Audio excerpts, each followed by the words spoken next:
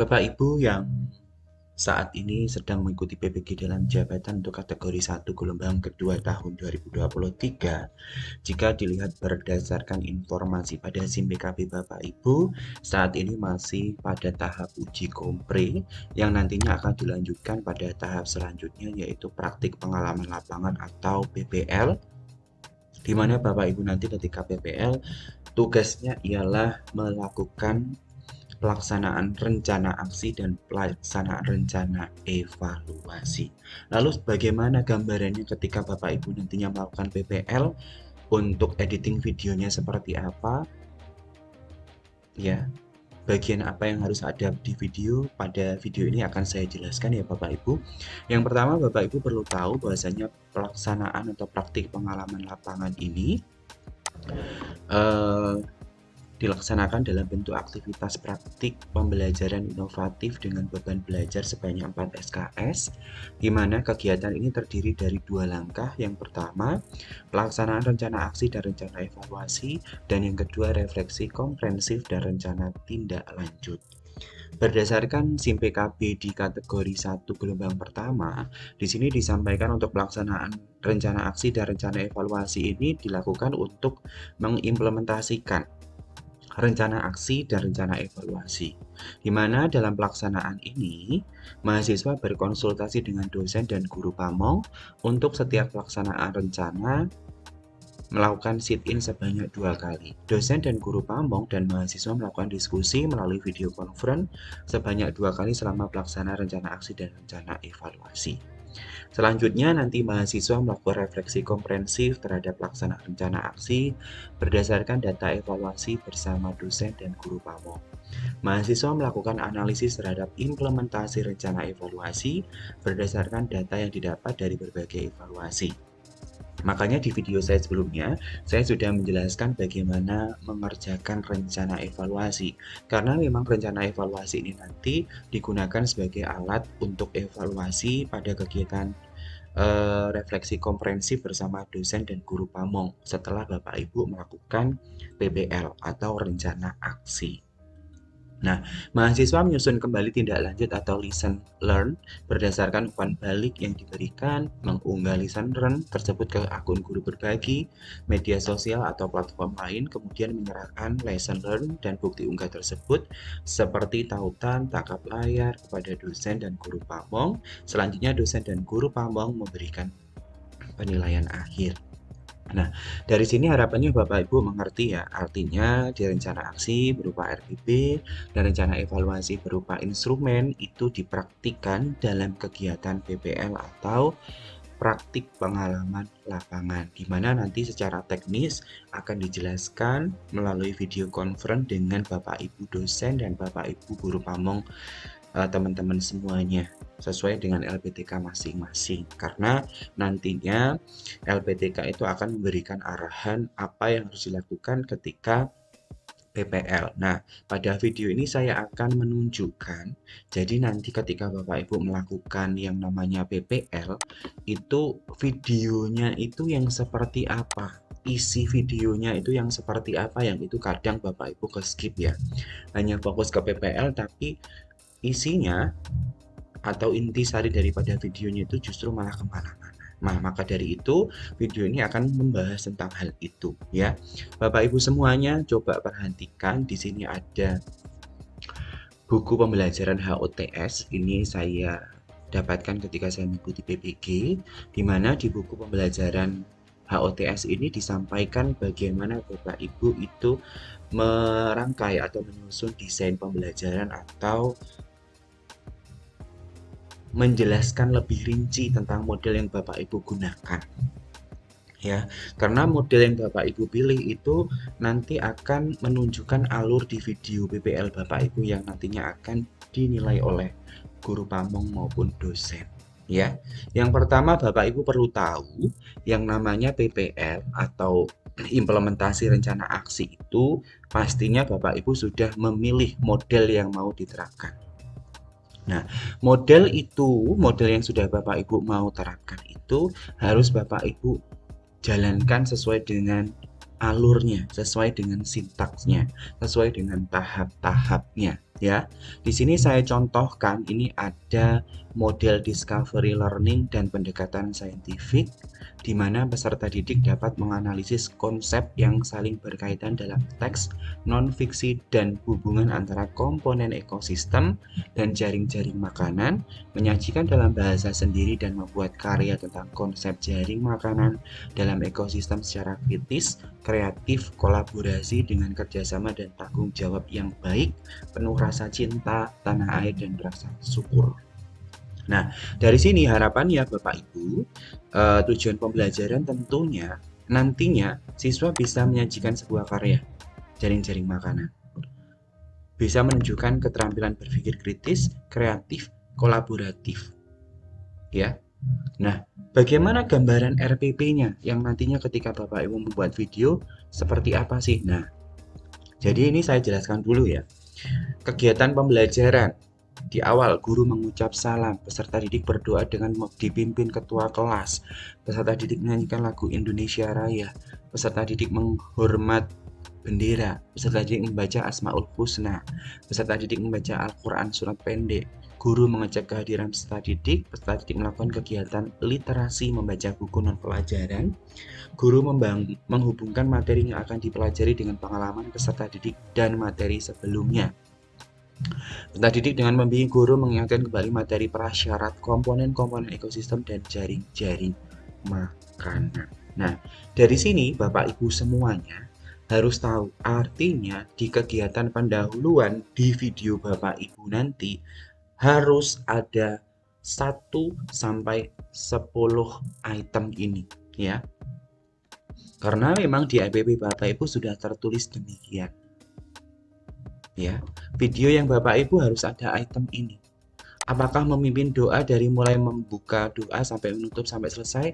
Apakah semuanya dimasukkan? Tentu tidak, karena biasanya video yang dikumpulkan yang akan dinilai oleh dosen dan guru pamong itu ditentukan menitnya berapa. Ya, biasanya 8 menit atau 10 menit maksimal. Nah, maka dari Bapak Ibu semuanya dimampatkan saja. Guru mengucap salam, peserta didik dengan dipimpin ketua kelas berdoa. Ya, silakan Bapak Ibu cutting ya, dipotong. Tapi menunjukkan bahwasannya semua alur pada kegiatan pembelajaran itu tampak. Begitu ya. Oke, kita lanjut ke sini. Peserta didik menyanyikan lagu Kebunku. Nah, ini harus ada. Peserta didik mendapatkan informasi dari guru mengenai tujuan, manfaat pembelajaran yang akan dilakukan, teknik dan indikator penilaian. Artinya di sini guru menjelaskan nih. Nah, harus nampak karena memang di RPP Bapak Ibu ada. Nomor 12, peserta didik mendapatkan informasi dari guru mengenai tujuan, manfaat. Oke, dari apa yang dijelaskan guru, maka harapannya peserta didik memahami informasi yang disampaikan. Contohnya, siswa menjelaskan lagi, menjabarkan ulang apa tujuannya. Ya, jadi seperti itu ya Bapak Ibu ya. Artinya di bagian pendahuluan, nanti judul besarnya di video di awal itu pendahuluan. Apa saja kegiatannya silakan Bapak Ibu sisipkan berdasarkan jumlah kegiatan yang ada di RPP Bapak Ibu. Terus ini sekaligus ya Bapak Ibu di sini sumber belajar lingkungan sekitar, gambar-gambar tumbuhan, teks bacaan, dan lain sebagainya sampai dengan internet. Artinya Bapak Ibu, yang ada di RPP itu tidak serta-merta yang paling tertulis, tapi di video tidak nampak, itu keliru. Ya. Jadi Bapak Ibu harus konsekuensi dengan apa yang ditulis di RPP, nanti silahkan tampilkan di video yang Bapak Ibu buat. Begitu loh Bapak Ibu. Nah, kita sudah selesai di bagian pendahuluan. Kita langsung geser ke bagian inti, bagian sintaks daripada discovery learning. Jadi nanti kalau sudah selesai di pendahuluan, di bagian awal, kita masuk inti nih, discovery learning. Apa saja kegiatannya? 1. Peserta didik membaca teks non-fiksi eksposisi manusia penyebab ketidakseimbangan ekosistem. Artinya di bagian ini nanti, discovery learning tahap 1 pemberian rangsangan, stimulasi. Maka nanti di kegiatan pembelajarannya, aktivitas siswanya ngapain? Silahkan nanti dibuat video seperti itu. Nomor 2, Pernyataan, identifikasi masalah atau problem statement. Peserta didik membuat pernyataan dengan 5W1H. Tunjukkan aktivitas ini di tahap kedua di video Bapak Ibu. Nomor 3, pengumpulan data. Peserta didik mengidentifikasi kalimat utama pada setiap paragraf teks eksposisi, manusia penyebab ketidakseimbangan ekosistem, sampai dengan yang poin kelima, peserta didik menuliskan pokok-pokok pikiran di tahap 3, sedangkan masuk di tahap 4, peserta didik mengerjakan LK, dan mereka melakukan diskusi kelompok. Nah, ini pun di video Bapak Ibu tampil. Ya, silahkan ditampilkan. Alurnya ini harus tampil. Kan kadang Bapak Ibu membuat video tapi yang menyaksikan video tidak tahu ini alurnya apa ya. Di RPP alurnya Discovery Learning, tapi di video bukan menggunakan alur Discovery Learning. Jadi yang mana? Ya, karena kalau Bapak Ibu memilih sebuah model, maka seharusnya pelaksanaan pembelajaran pun runtut sesuai dengan sintaks model yang Bapak Ibu pilih. Tahap yang kelima, pembuktian atau verifikasi. Apa yang dilakukan peserta didik? Ini silahkan munculkan pada video. Tahap yang keenam, menarik sebuah simpulan. Nanti apa yang dilakukan peserta didik? Mempresentasikan, tanya jawab, menyimpulkan hasil diskusi, dan yang terakhir, nanti peserta didik mengerjakan soal evaluasi. Nanti di bagian penutup, itu peserta didik membuat resume secara kreatif, peserta didik melakukan refleksi terhadap proses kegiatan pembelajaran, sampai nanti diakhiri di kegiatan yang keenam, peserta didik melakukan penghormatan kepada sang saka merah putih. Ya, jadi seperti ini gambarannya Bapak Ibu. Harus tahu alurnya seperti apa, bagian mana yang harus dimasukkan, sesuaikan dengan model yang Bapak Ibu gunakan. Ini Discovery Learning. Pak, lalu model-model yang lain seperti apa, Pak? Nah, di sini coba saya tunjukkan ya untuk kajian atau rujukan untuk model-model pembelajaran. Sebentar.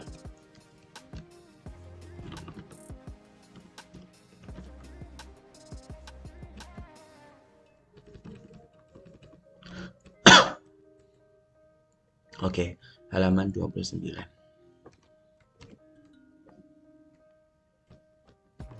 Bapak Ibu harus merujuk, jangan tiba-tiba memilih model ini tapi Bapak Ibu tidak merujuk rangkaiannya. Nah, di sini sintaks Discovery Learning, memang pemberian rangsangan sampai dengan nanti menarik simpulan atau generalisasi. Ini kalau Discovery, beda lagi kalau Bapak Ibu menggunakan model yang lain. Ini sudah ada ya penjelasannya ya, apa yang harus dilakukan guru, apa yang dilakukan siswa. Oke, sintaks model inquiry learning terbimbing.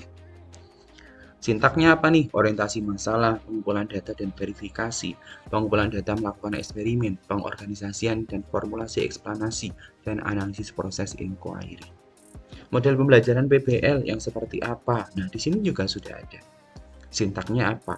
Dimulai dari orientasi sampai dengan menganalisis dan mengevaluasi proses pemecahan masalah. Penjabarannya sudah ada. Jadi apa yang dilakukan pada kegiatan orientasi pun sudah ada. Aktivitas gurunya ngapain, aktivitas siswanya ngapain, itu sudah ada Bapak Ibu. Terus geser lagi, apakah ada model yang lain? Project based learning, ya. Kegiatannya apa saja? Di sini sudah ada Bapak Ibu. Mengajukan pertanyaan mendasar sampai dengan evaluasi pengalaman belajar. Apa yang harus dilakukan oleh siswa dan apa yang harus dilakukan oleh guru. Serta di sini sudah ada karakteristik untuk masing-masing modelnya. Jadi yang namanya keterampilan abad 21 itu harapannya siswa-siswinya itu memiliki keterampilan kolaborasi, kreatif, komunikatif, kritis, seperti itu yang bisa diakses atau diakomodasi dengan menerapkan model-model pembelajaran inovatif seperti PBL, PJBL, Discovery Learning, Inquiry. Seperti itu Bapak Ibu. Nah, pemilihan model pembelajaran itu sendiri ya sesuai analisis Bapak Ibu, apakah topik atau tema dengan A cocok dengan model ini, tema dengan B cocok dengan model ini, yang tahu Bapak Ibu karena itu ranah Bapak Ibu ya. Di sini saya hanya menjelaskan ketika Bapak Ibu menuliskan model B, maka di video pun harus muncul model B. Jadi ketika Bapak Ibu menggunakan model B tapi kok di video modelnya tidak jelas, acak-acakan, runtutannya tidak jelas, maka ya kualitas video Bapak Ibu jelek. Artinya pembelajaran Bapak Ibu tidak sesuai dengan model yang Bapak Ibu mau terapkan yang sudah dituliskan di RPP. Ya, di sini coba saya contohkan satu model yang diterapkan dalam kegiatan pembelajaran. Kali ini teman-teman, kita belajar biologi hari ini. Saya awali. Assalamualaikum warahmatullahi wabarakatuh. Ini ya Bapak Ibu, jadi bisa memberikan gambaran bahwasannya ketika Bapak Ibu membuat video itu silakan sisipkan saja ya, sisipkan saja teks. Gunanya apa? Menunjukkan bahwasannya pada bagian itu Bapak Ibu sedang menerapkan tahap di pembelajaran yang ini. Contohnya ini Bapak Ibu, misalnya di tahap pendahuluan yaitu membuka pembelajaran. Kalau Bapak Ibu tadi menggunakan discovery learning seperti yang saya sampaikan tadi, maka ya Bapak Ibu di tahap awalnya ngapain? Sesuai RPP Bapak Ibu, membuka pembelajaran atau memberikan salam selamat pagi ke siswa, itu juga silahkan Bapak Ibu ya. Ini sesuai RPP-nya ya. Ini hanya contoh tadi, mengucapkan salam. Peserta didik berdoa dengan dipimpin ketua kelas. Ya silahkan saja. Misal nih kita geser ya, membaca doa. Ini masih di tahap pendahuluan. Misal di tahap pendahuluan masih apersepsi. Terus lagi di tahap yang selanjutnya, tahap inti, menyampaikan tujuan pembelajaran. Silahkan tambahi teks seperti ini Bapak Ibu. Tapi teks jangan sampai menutupi inti daripada kegiatan pembelajaran. Kadang kita fokus bagaimana sih kita membuat video yang secara look bagus, tapi justru pembelajaran yang kita lakukan tidak terdeteksi sintaknya apa, modelnya apa. Itu yang keliru ya. Jadi seharusnya yang baik itu editingnya bagus, cakupan daripada video yang kita buat juga bagus, sesuai dengan model yang kita pilih, sesuai dengan RPP yang sudah kita buat ya. Begitu ya Bapak Ibu semuanya. Contoh lagi nih saya geser, membimbing penyelidikan individual dan kelompok. Seperti itu Bapak Ibu. Inti memang di sintak PBL ada seperti itu. Terus membimbing penyelidikan individual dan kelompok. Di sintaknya PJWL seperti itu ya, silahkan saja. Intinya sesuaikan dengan model yang Bapak Ibu gunakan. Nanti coba yang bagian penutup. Kita coba akses yang penutup, berdoa ya. Jadi silahkan Bapak Ibu gunakan tools yang ada di aplikasi Bapak Ibu ketika ngedit, tambahkan, sisipkan tulisan yang menunjukkan, tulisan itu menunjukkan kita belajarnya sampai tahap mana nih sekarang, berdasarkan sintaknya kita harus ngapain nih. Nah itu silahkan Bapak Ibu sesuaikan saja ya. Jadi seperti itu. Nanti kalau Bapak Ibu ingin memiliki buku pembelajaran ini, silahkan nanti sampaikan di kolom komentar. Nanti akan saya bantu diseminasikan atau kirimkan ke Bapak Ibu semuanya.